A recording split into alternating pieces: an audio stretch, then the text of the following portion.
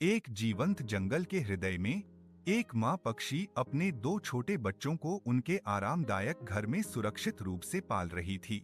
एक दिन चिड़िया खाना खोजने निकली। उसे मैदान में एक लाल मीठा सेब मिला। वो जल्दी से घोंसले में लौटी और अपने बच्चों को खिलाया। सब खुश थे, लेकिन तभी जंगल में अचानक आग लग गई। चारों तरफ धुआं और लपटें फैल गईं। सारे पक्षी और जानवर डरकर भागने लगे। कुछ जानवरों ने मिलकर आग बुझाने की कोशिश की। वे छोटे छोटे बर्तनों में पानी लाकर आग पर डालते थे, पर आग बहुत बड़ी थी, उनके बस की बात नहीं थी। घबराए हुए पक्षी आग की लपटों से बचने के लिए इधर उधर भागने लगे। अन्य जानवर जो इस आपदा से उत्साहित थे, उन्होंने मिलकर काम किया। छोटी छोटी बाल्टियों में पानी भरकर लाए तथा विशाल आग पर छप छप करते हुए विनाश को रोकने का वीरतापूर्ण। जानवर घबरा गए और भगवान से मदद मांगने लगे। जैसे जैसे आग भड़कती गई, जंगल के जीव जंतुओं में निराशा छाने लगी और वे सामूहिक रूप से घुटनों के बल बैठ गए।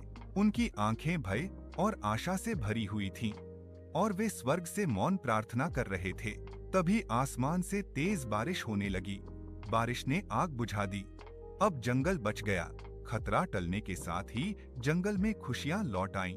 जानवर एकत्रित होकर अपने जीवित बचे रहने तथा वर्षा से प्राप्त नए जीवन का जश्न मनाने लगे।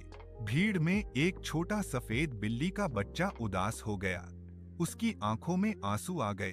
तभी उसका दोस्त एक बड़ा कुत्ता उसके पास आया। उसने बिल्ली को प्यार से सहलाया और कहा, सब ठीक है। एक दयालु कुत्ते जो उसका वफादार साथी था, ने उसकी परेशानी को देखा और उसके सिर को धीरे से सहलाया तथा उसे शांति प्रदान की।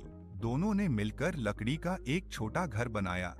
उसके सामने एक सेब का पेड़ भी लगाया। जब उनका आवास पूरा हो गया तो उन्होंने साथ साथ काम किया और उसके सामने एक छोटा सेब का पेड़ लाया। उनके दिन जीवन को संवारने के सरल कार्यों से भर गए। वे पास की एक नदी से पानी लाते थे। कुत्ता अक्सर दो भारी बर्तनों को संतुलित करता था, जबकि बिल्ली का बच्चा एक छड़ी पर एक छोटे मेंढक को उठाता था। उनके संयुक्त प्रयासों से पेड़ की वृद्धि सुनिश्चित होती थी। उनके साझा रोमांच जारी रहे। उन्होंने ठंडे पानी में तैरना, छप छप करना और नए आनंद के साथ खेलना सीखा। वे नदी में तैरते, खेलते और खूब मस्ती करते। कभी कभी बिल्ली फिर उदास हो जाती तो कुत्ता उसे गले लगाकर हंसा देता तथा अटूट स्नेह से उसकी उदासी को दूर कर देता था।